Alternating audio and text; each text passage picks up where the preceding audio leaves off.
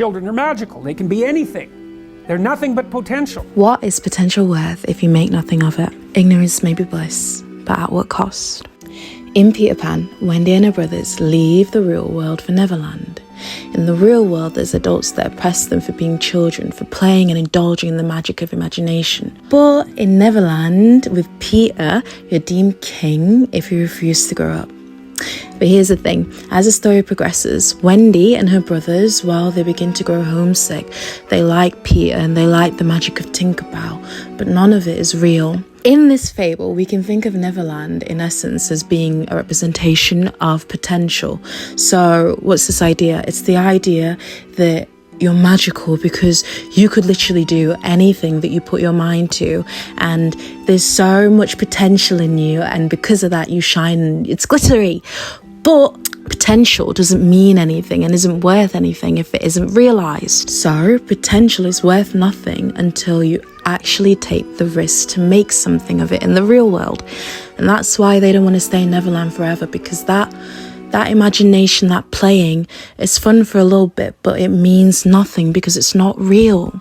And yes, when you decide to no longer be potential and start actually doing things about, the potential that you've been given, you do run the risk of failing. You do run the risk of trying to make something of your potential, but then falling flat and not doing anything about it. But then at least it's real. At least you've tried to manifest it into something, and at least you're not just a could have been.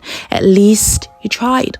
Furthermore, another lethal pitfall that comes with trying to stay a child forever is that, children, they're ignorant, and innocence, naivety and ignorance, that's fine if you live just by yourself.